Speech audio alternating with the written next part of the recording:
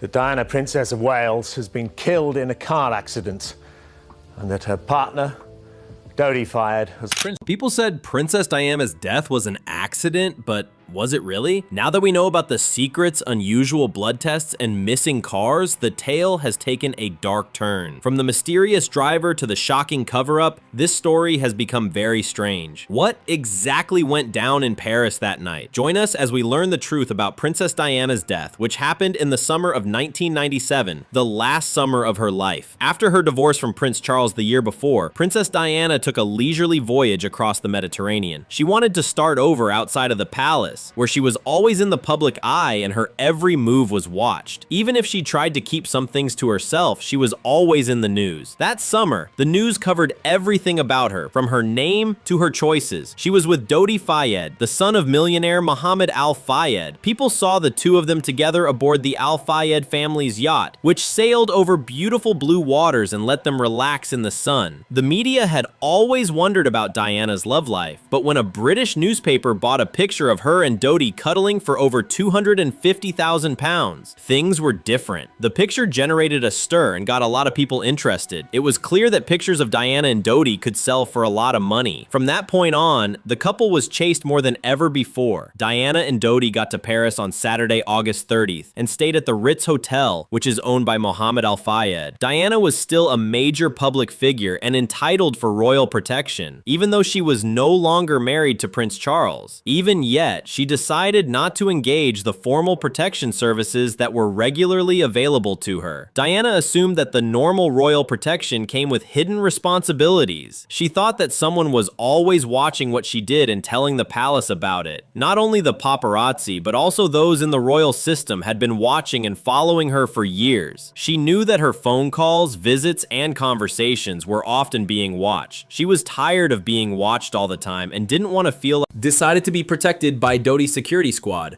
with Trevor Rees-Jones in command. Even though she tried to break free and live her life the way she wanted, she felt uncomfortable in Paris. She wanted to go back to London and tell her close friend and confidant, Paul Burrell, about this. She said she missed her sons and wanted to go back home soon. They talked about her plans to come back, and she even urged him to vow to be there when she got there. Her voice sounded heavy during the talk, which made me think something was wrong. Diana said she felt confined and wanted to get home to her boys. She felt like she was climbing the walls. A lot of people also felt that Dodi was going to propose to Diana. Diana talked about the items Dodi had given her, which included a watch, earrings, a bracelet, and a necklace. The only thing missing was a ring. Later, Mohammed Al Fayed said that Dodi had produced a unique engagement ring for Diana and was going to ask her to marry him. He said that they had even talked about getting married in November of that year. It looked like Diana was about to enter a new chapter of her life that could have made her happy and opened up new doors for her. But this relationship wasn't only a private one.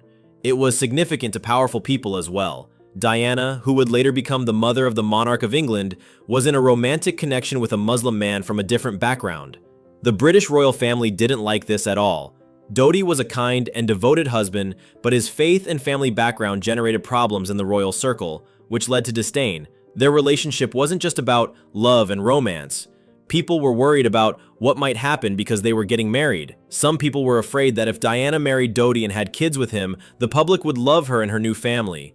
People also thought that her future children would be popular with the media. Diana's new lifestyle, which was pleasant, warm, and modern, may have made the conventional royal image seem old-fashioned.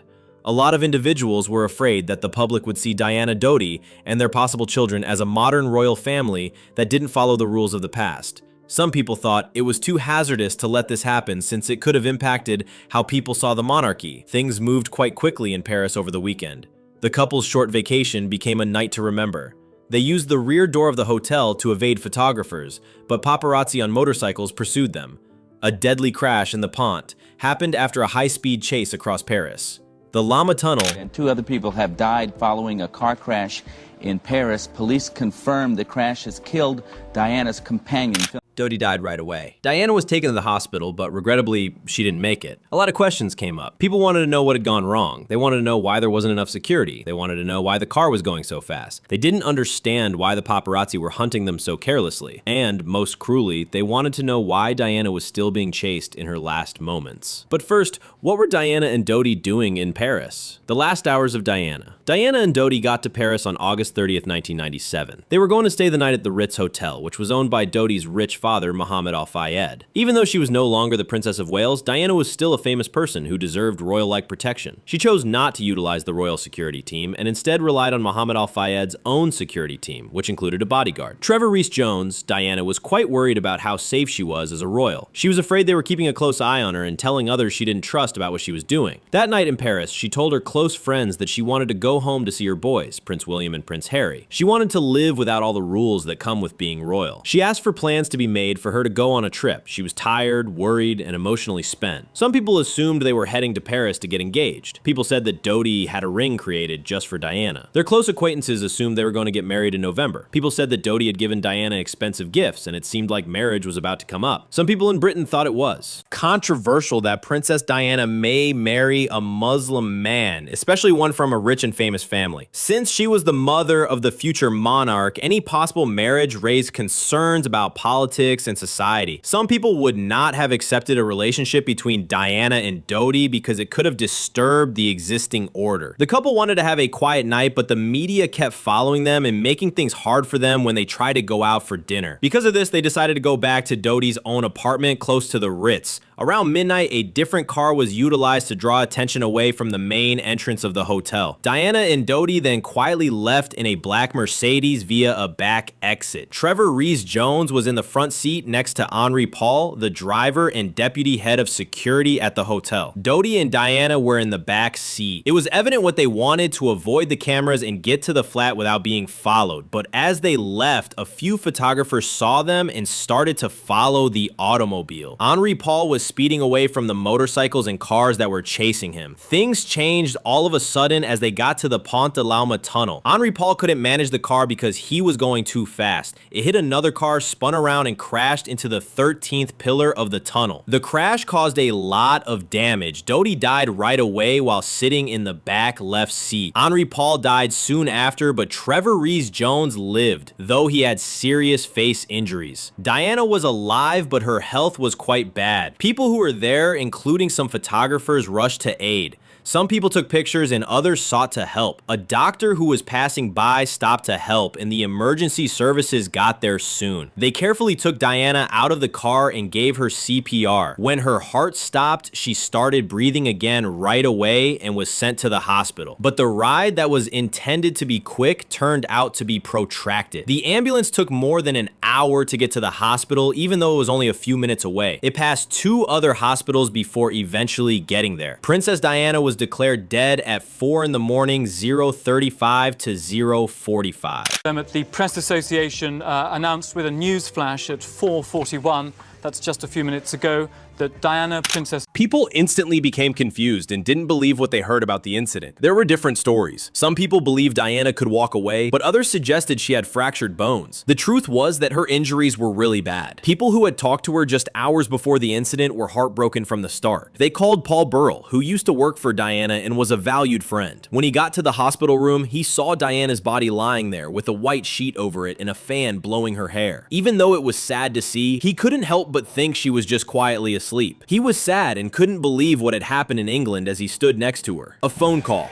Michael Cole, who works for Mohammed Al Fayed, called Mohammed to tell him something. He had to break the news to Mohammed that Diana and Dodi had died. Mohammed was getting ready to go to Paris and hoped that the news wasn't real, but he would soon learn that they were. First, Mohammed went to the hospital, and then he went to the morgue. He began to see how terrible the situation was as more information came to light. He started calling people, arranging their response, and attempting to figure out what was going on. There was a lot of media coverage. Her death soon made news all across the world. The public mourning for Princess Diana the day after her death was unlike anything else. People put flowers at Kensington Palace and sobbed in the streets. The news media covered every part of the story, and some people blamed the paparazzi for the crash. Some people asked about the order of events, the sluggish medical reaction, and the differences in the reports. People who saw it happen said that before the crash, a lot of cars, including motorcyclists and a white Fiat Uno, were close to the Mercedes. Some people suspected the Fiat hit the automobile on purpose. Someone reported they observed a sudden bright light in the tunnel that could have blinded the driver. Some people reported they witnessed cars leaving the scene of the incident fast. Some investigators and theorists were worried that the ambulance transporting Diana stopped at the hospital gates for a few minutes before going in. Britain and around the world wanted to know why. There was a lot of debate about the concept that Diana's death might not have been an accident. Some individuals think that her relationship with Dodi, or the fact that she might have been pregnant, could have made powerful groups angry. People who cared about the image of the monarchy were worried that Diana may start a new family outside of the royal family. People said that Henry Paul was drunk and that the paparazzi were being pushy, but there were still many questions that weren't answered. People wanted to know why the ambulance took so long to get there, why her injuries were so bad, why her clothes were drenched in blood when they got to the hospital, and why there were rumors that she had a needle mark on her leg. People asked a lot of questions, but one important thing was left out. How could the driver be intoxicated and still be able to drive? Do you think there are hidden truths about the driver they accused for Diana's death? A lot of people have been asking questions since Princess Diana's automobile disaster. The driver has been one of the most talked about issues. Henry Paul worked at the Ritz Hotel in Paris, which is where Diana and Dodi Fauci were last seen. After the accident, he was behind the wheel of the black Mercedes that crashed in the Alma Tunnel. French officials said that Henry Paul was drunk. Reports say that his blood test showed extremely high levels of alcohol and an unexpected 30% carbon monoxide level. This number shocked a lot of people because it didn't make sense. Health experts said that this high quantity of carbon monoxide would usually cause symptoms including weakness, dizziness, confusion, or even passing out. But the video from the Ritz Hotel told a different story. Henry Paul seemed to be walking steadily, talking to other people, going up and down stairs, and doing his job without any problems. He wasn't tripping or looking like he was sweating. He didn't look lost or slow. He looked calm, focused, and alert. This made others wonder how someone could seem perfectly fine while having very high levels of carbon monoxide in their body, just before the tragic crash that killed him, Diana, and Dodi. Dodi's father, Mohammed Al Fayed, has long felt that the blood samples were switched. He was sure that Henry Paul was being unfairly blamed. He suspected that the police wanted to fast shut the investigation by making the driver look inebriated and reckless. They said Paul and the photographers who were after him were to blame. This narrative conveniently linked the incident car and a drunk driver, but a lot of people were not happy with this explanation. The high levels of carbon monoxide made people ask more questions than they answered. Experts say that car exhaust and gas give off carbon monoxide. Henry Paul would not have been able to walk or drive if he had breathed in that much. There was no trace of a major fire or poisonous gas release at the collision scene or in the airbags. After the crash, firefighters didn't locate any carbon monoxide at the scene. Some theories say that the blood that was examined may not have come from Henry Paul. Some people think that officials may have utilized blood from someone who died by breathing in car exhaust fumes. This could explain why the body, which was still young and in good shape, had such high amounts of carbon monoxide. It could have provided the right sample to match a given tale. From this point of view, the samples taken were not from the actual accident scene, but from a different person to make it look like Henry Paul was drunk. Even after many years, the investigation could not explain the strange quantities of carbon monoxide that were identified. The coroner said that there was no scientific reason why a man who was fine before the accident would suddenly have significant amounts of poisons in his body. The video didn't show him acting inebriated, and no one noticed him acting weird before the incident. There are a lot of concerns and suspicions about Princess Diana's death that haven't been confirmed. The missing white Fiat Uno is a mystery, and there have been mysterious disappearances and deaths that seem to be connected to the case. The part that Henry Paul plays is especially problematic since there are questions about whether he was inebriated and whether his blood tests were switched. We still don't know what happened that night. Seeing the wrecked automobile still makes me shiver. The broken metal, the flat airbags, and the dark nothingness of the Alma Tunnel will always stay with me. People all throughout the world were sad when Diana died. She was more than simply a princess. People adored her because she was nice, charming, and honest. The whole world was horrified by her sudden demise, and those who knew her well were left looking for reasons. Henry Paul may have been one of the few people who knew what was going to happen that night. He worked closely with the hotel personnel and was in charge of planning Diana and Dodi's activities. It would have been easy for him to say he was drunk, but the proof doesn't support that. The way he acted and the camera footage both point to the fact that he was sober and in charge. It's hard to believe the official version when portions of it don't make sense. Because of this, a lot of people still have doubts about the specifics of Diana's death. There were a lot of warning signs that were ignored and a lot of questions that were never answered. Henry Paul was at the center of it all. He may not have had the chance to speak out for himself. He was depicted as a strange figure in a story full of secrets, and the real facts may have died with those who died that night. But what do other people think about this sad accident? Could it have been just an accident? Let's learn about Princess Diana's surprising fall.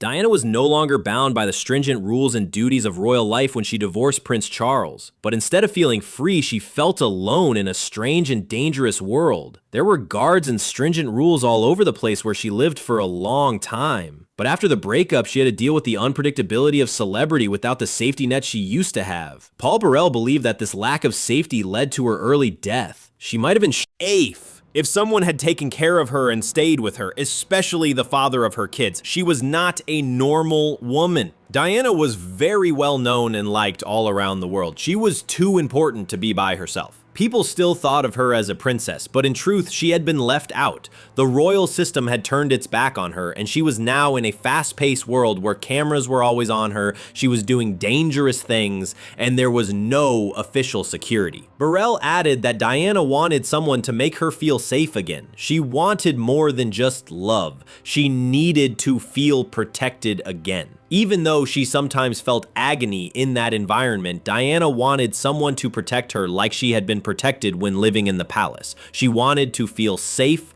respected, and appreciated. While looking for him, she found Dodi Al-Fayed. He was the son of a millionaire and heir to a huge fortune. He could give her the same lifestyle she was used to with private jets, yachts, and luxury that made her feel at peace beyond simply the money. He made her feel like she had someone strong by her side again. Diana regarded Dodi as the kind of friend who could help her get her life back on track and give her back some control over it.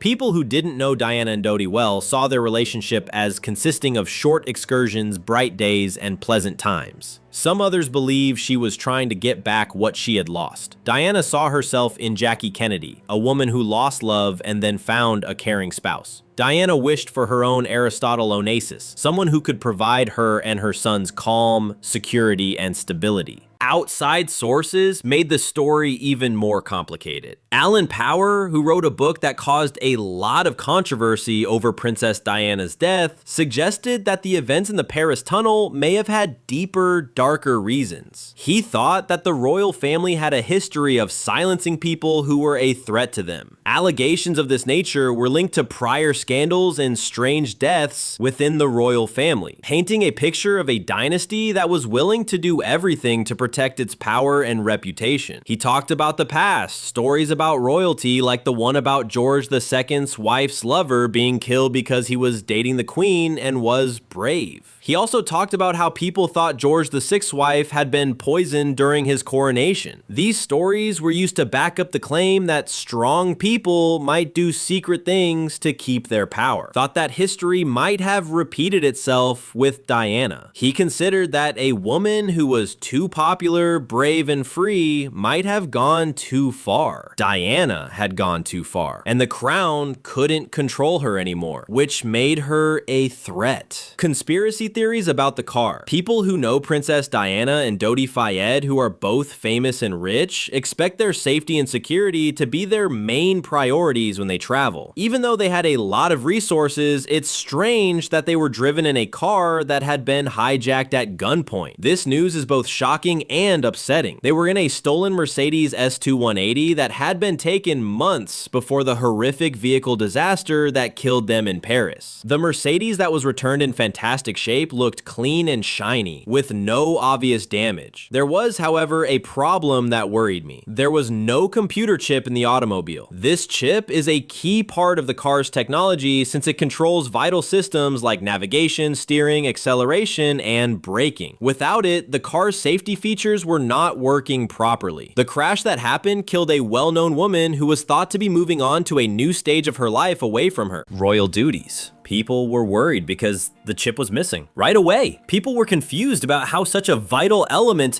of the car could be missing without anyone noticing, especially when there were important people on board. Also, why did they choose this car when there were definitely safer ones? The idea that the car may have been messed with before that night made people even more suspicious that something was wrong. Witnesses reported that the brake light was blinking before the automobile left the Ritz Hotel. We don't know if the seatbelts were working. Mercedes volunteered to look at the automobile several times to find out what went wrong, but each time they were turned down. Mercedes wanted to inspect the brakes, see if the seatbelts worked, and find out if anything had blown in the car during the incident, but they couldn't because they were refused. But they weren't allowed to do it. The car was taken away and hidden, so experts couldn't look at it. When they finally got a chance to look at it years later, it was in too many pieces to be fully examined. Why did the police work so hard to keep people from seeing the wreckage? Why weren't professionals allowed to look at the car and give answers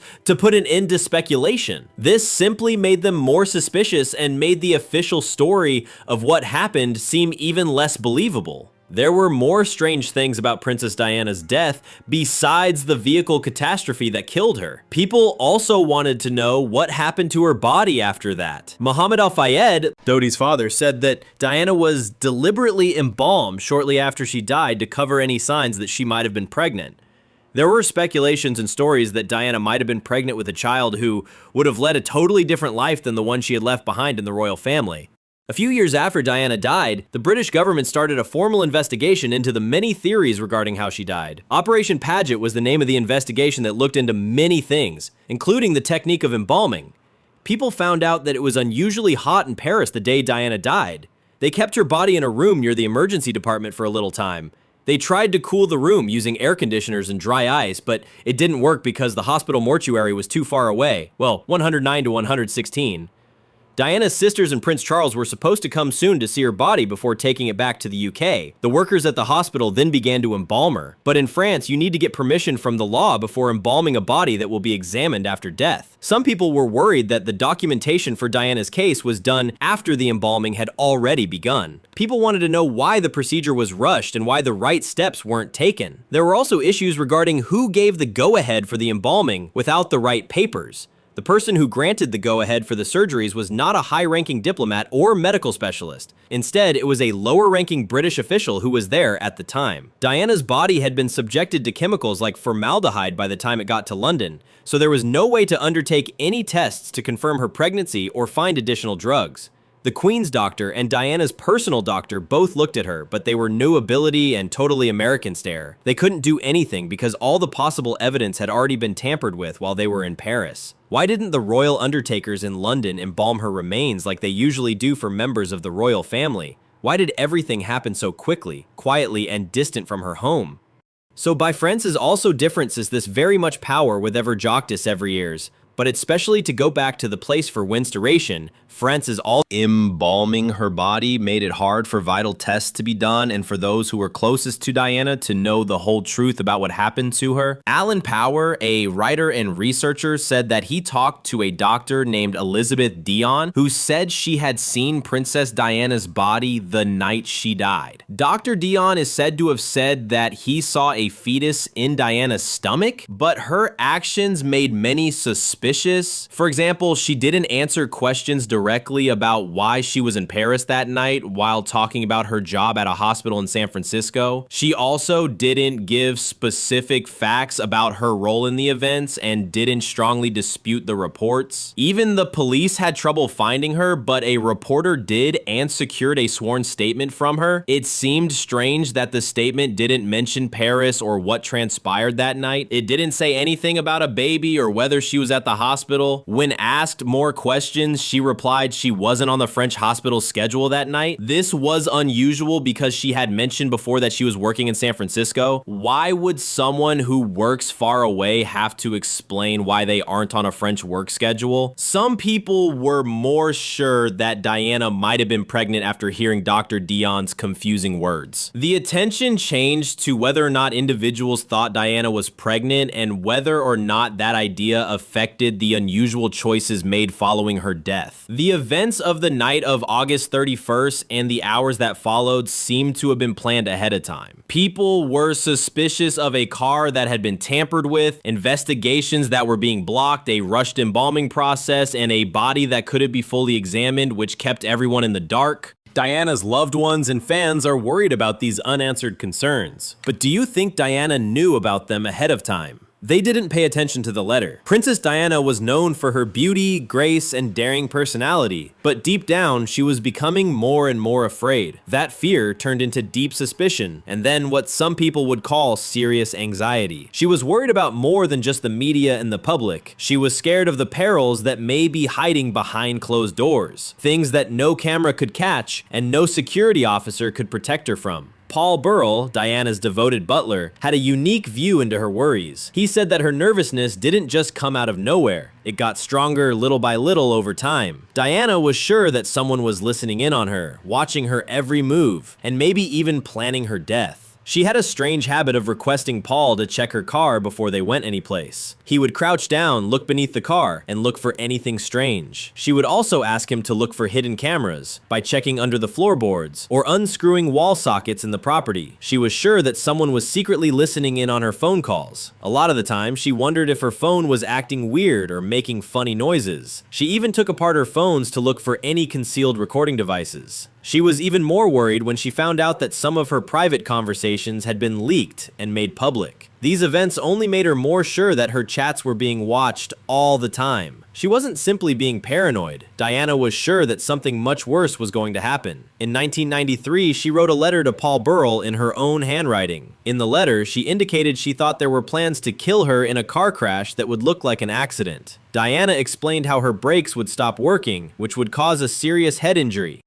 She said that this scheme would let her ex-husband get married again. Diana even alluded to a love triangle between Camilla and Tiggy Legg-Bourke. This letter became a troubling piece of evidence in Diana's account, revealing that she was scared for her life and didn't think her death would be natural. People were startled when Princess Diana died in a car accident in Paris years later, but many who knew about her anxieties and had read her letter thought the event was not only sad, but also strange. Diana saw her lawyer, Victor Mishcon, in 1995, 2 years after she wrote the letter. He was a well-known and respected lawyer in London. Diana told the person she was meeting with again that she was afraid someone, maybe her ex-husband, wanted to hurt her. She thought they could try to make it look like she died in a vehicle crash. The next day, Mishcon wrote out everything Diana told him in great detail. He also talked to Diana's private secretary, who understood why she was scared. The meeting wasn't casual or heartfelt. It was serious, professional, and formal. A horrific catastrophe happened in Paris in 1997, which was in line with Princess Diana's prior prophecy. After this, Victor Mishcon resolved to do something and took the note straight to Paul Condon, the leader of the British police. These letters weren't just worries or nightmares. Someone who had sadly died in the same way as she had warned about had written down her precise anxieties. Paul Condon surprisingly didn't give these notes to the French authorities. Instead, he kept them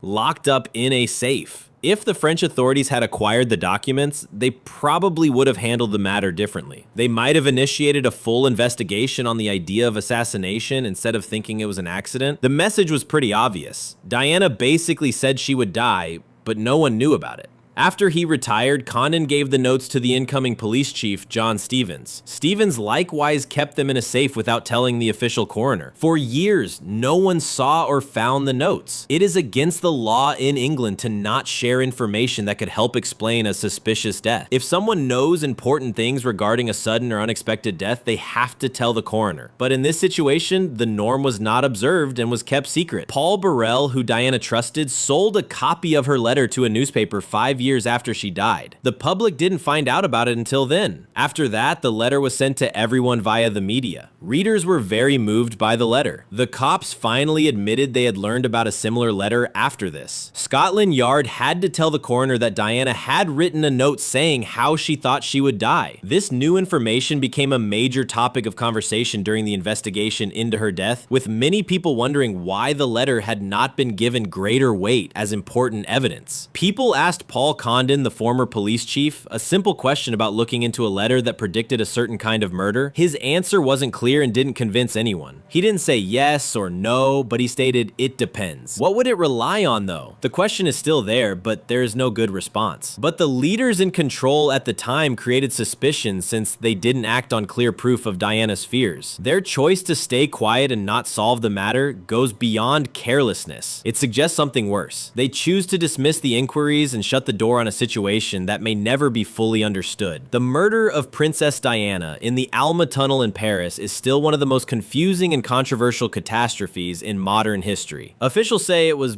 is a sad accident caused by a speeding vehicle. Evidence, witness reports, and bizarre things that have happened have kept doubts alive for years. On August 31st, 1997, in the early morning, Princess Diana was in a car with Dodi Fayed and Henri Paul when it smashed into a tunnel pillar. Right after the catastrophe, strange things started to come out. Some people who saw it reported they saw a bright light in the tunnel soon before the crash. People who were familiar with intelligence or military activities noticed this odd light. Richard Tomlinson, who used to work for the British intelligence organization MI6, said he had found a classified paper that described a scheme like the one that killed Princess Diana. The proposal in the document was to use a strobe light to blind a vehicle in a tunnel, which would create a deadly crash and kill a foreign leader. Tomlinson was really upset that this plan was so similar to Diana's awful accident. When Tomlinson tried to tell the authorities what he knew, he got a lot of hate. In 1995, he was fired from MI6 and subsequently detained for breaking the Official Secrets Act when he tried to speak in public in the US. He was not allowed to enter the country and was deported back to Switzerland. He was due to take Swiss Air Flight 111 back to Switzerland, but missed it because of an unexpected travel issue. That night, the jet crashed into the Atlantic Ocean, killing all 229 people on board. This event scared a lot of people and made them wonder if it was planned to quiet Tomlinson. Tomlinson says that intelligence organizations routinely make things look like accidents to surreptitiously kill someone. If this is true, then both Diana's crash and the plane disaster could have been planned, not just happened by chance. A new individual, James Anderson, a French photographer who had been following Diana and Dodi, appeared out of nowhere. Witnesses reported they observed a white Fiat Uno speeding away from the tunnel after the collision. Evidence showed that this sort of automobile hit the Mercedes, and Anson had a white Fiat Uno, thus he should have been looked into more closely. Sadly, the inquiry didn't completely look into this possibility. The Fiat Uno just up and vanished. People said it was being used as a chicken coop, and subsequently it was placed up for sale. When Mohammed Al-Fayed, Dodi Fayed's father, attempted to buy the car for independent testing, his team was not allowed to do so for safety reasons that were not made clear. This made people even more suspicious. Reports that Anderson had talked about being in the tunnel that night and taking images that would shock everyone were even more unsettling. However, before anything could be confirmed, Anderson was found dead in a burned out automobile in a forested area near Nantes. His body was so extensively charred that DNA testing had to be done to figure out who he was. In French, officials said he killed himself and also said he shot himself in the head twice and set his car on fire. A lot of folks weren't sure about this result. They were curious if someone could shoot themselves in the head twice and ignite a fire. A firefighter who got to the site said he saw 2 bullet wounds in Anderson's head, but the police and Anderson's family, especially his wife and son, didn't believe that he killed himself. They sought an investigation into his death because they thought he had been killed to keep him from telling the truth. There were rumors that Anderson might have worked with British intelligence. If this is true, it would mean that he was involved in Diana's last days. It's even more crucial to note that he may have been more than just a photographer. He may have been involved in surveillance or operations when he died, and any evidence he had may have died with him.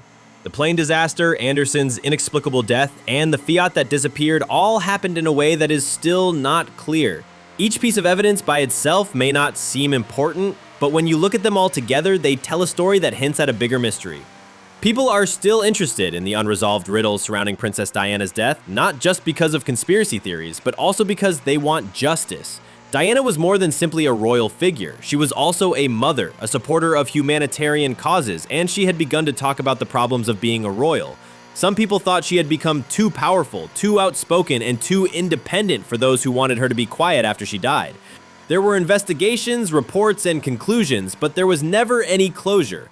Many questions still linger, and the parts of the puzzle do not completely come together. The story should have ended when Princess Diana died in a vehicle crash in the Alma Tunnel.